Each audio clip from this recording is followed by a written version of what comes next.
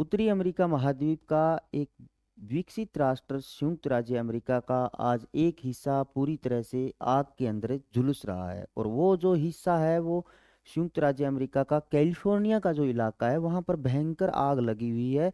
और उस आग के पीछे क्या कारण है, उसका भौगोलिक पक्ष क्या हो सकता है, उसको अपन आज समझने का प्रयास करते हैं। ये आप मेरे पीछे देख रहे होंगे, ये उत्तरी अमेरिका महाद्वीप का पूरा मैप है, जिसके अंदर यूएसए जो आपको दिख रहा है, उसका जो ये इधर वाला कैलिफोर्निया का जो इलाका है जो अमेरिका के पश्चिमी हिस्से में और पैसिफिक ओशियन का जो तटवर्ती इलाका है, वहां पर ये घटनाएं, जो आग की घटना है वो सबसे ज्यादा देखने को मिल रही है। तो उसके अंदर अगर अपन बात करें तो ये कैलिफोर्निया का पूरा मैप है। और ये जो आग की घटनाएं हैं, इनके पीछे क्या कारण है, इनका भौगोलिक पक्ष क्या है, उस चीज को अपन समझने का प्रयास करेंगे। तो अगर अपन बात करें वहां के आग के पीछे का कारण जानने का प्रयास करें तो उसके अंदर कहा जाता है कि 8 महीने से वहां पर बारिश नहीं हुई है और बहुत ज्यादा ड्राई कंडीशंस बनी हुई है। कैलिफोर्निया का पूरा इलाका है, वहां पर 8 महीने से कोई बारिश नहीं हुई है और वहां पर ड्राई कंडीशंस बनी हुई है। और इसी ड्राई कंडीशंस की वजह से वहां की वनस्पति है वो सूख चुकी है। और वनस्पति सूखने के बाद वहां पर आग की संभावनाएं थोड़ी बढ़ जाती है। और वो जो वहां पर छिटपुट आग की घटनाएं हुई, उन घटनाओं के पीछे उनको विविध रूप देने का काम है वो वहां की एक स्थानीय पवन है जिसका नाम है सांता आना। उस सांता आना पवन ने वो पूरा का पूरा काम है वो किया है। अब अपन समझते हैं कि ये सांता आना पवन कहाँ से किस तरह से चलती है, और जो भूगोल के विद्यार्थी हैं वो तो लगभग सांता आना पवन से परिचित भी हैं। देखो, ये जो सांता आना विंड्स है, ये जो पूरा का पूरा यूएसए वाला भाग है और ये इसका कैलिफोर्निया वाला हिस्सा है, ठीक है। तो यहाँ पर जो लैंड पार्ट है वहाँ पर हाई प्रेशर जो है क्रिएट होता है, और वो हाई प्रेशर, और इधर जो तटवर्ती इलाका है पैसिफिक ओशियन वाला, वहाँ पर लो प्रेशर क्रिएट होता है। तो जो पवनें होती है वो हमेशा हाई प्रेशर से लो प्रेशर की ओर चलती है।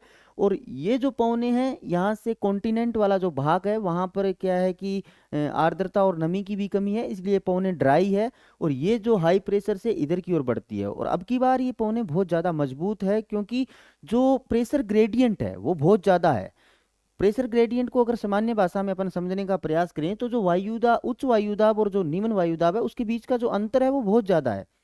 और हमेशा ये बात याद रखना कि जो वायुदाब होता है वो तापमान के विलोम होता है। अगर तापमान ज़्यादा होंगे तो वायुदाब कम होंगे, अगर तापमान कम होंगे तो वहाँ पर वायुदाब ज़्यादा होंगे।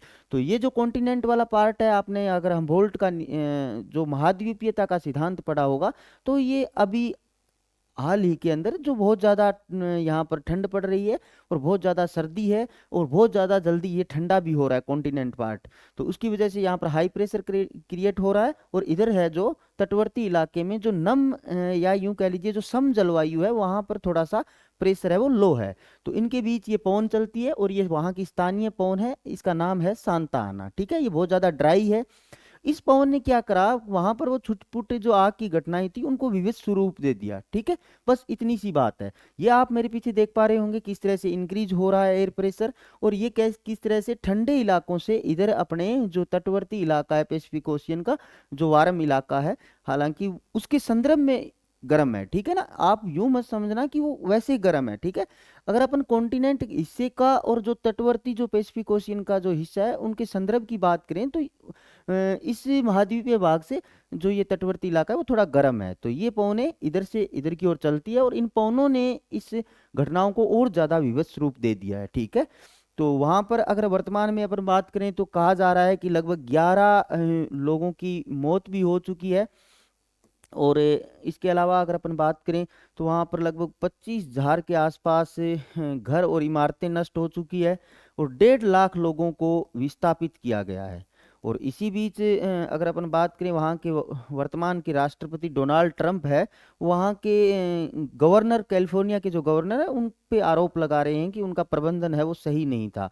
और इसी बीच पूर्व राष्ट्रपति जो बाइडेन का कहना है कि अपन को इस मामले को लेकर राजनीति नहीं करनी चाहिए, अपने को इन वर्तमान की जो परिस्थिति है उन पर काबू पाना चाहिए।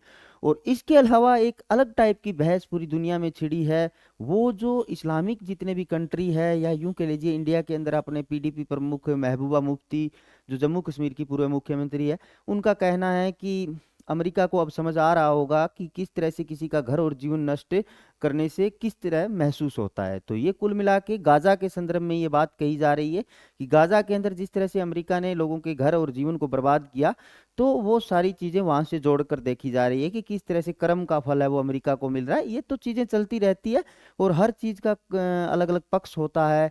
और लोग क्या है कि तरह तरह की बातें, तो कोई भी घटना हो उसको लेकर बनती ही है, लेकिन हमारी संवेदना है वो उन लोगों के साथ है जो वहां से विस्थापित हुए और आज जो झुलस रहे हैं। हम दुआ करते हैं कि जल्दी से जल्दी आग पे काबू पाया जाए और जो मानव या जन हानि जो हो रही है उसको रोका जाए।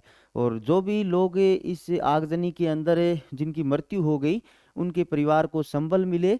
और कैसे भी करके, चाहे यूएन हो या फिर संयुक्त राज्य अमेरिका हो, ये सारे जितने भी संगठन मिलजुल कर उस चीज पर काबू करे, ठीक है।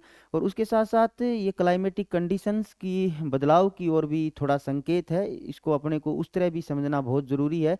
क्योंकि जिस तरह से मानव ने प्रकृति के अंदर जो हस्तक्षेप किया है, जिस तरह से अपन लोगों ने, वो कहते हैं ना, पिछले दिनों जयपुर के अंदर बाढ़ आई थी तो लोग कह रहे थे कि भी देखो ये प्रकृति का रूप एक ये भी है।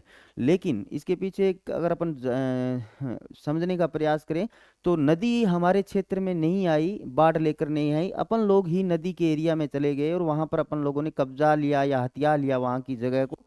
तो नदी तो अपने जो भी नेचुरल उसका रास्ता था, जो पाथ था, उस पे ही चल रही थी, लेकिन अपन लोग उन हिस्सों में चले गए। तो ये कुल मिला के हर एक एंगल होता है, हर एक पक्ष होता है, फिर भी क्लाइमेटिक जो कंडीशंस में बदलाव आ रहा है उनको अपने को लेकर थोड़ा सचेत रहना भी होगा।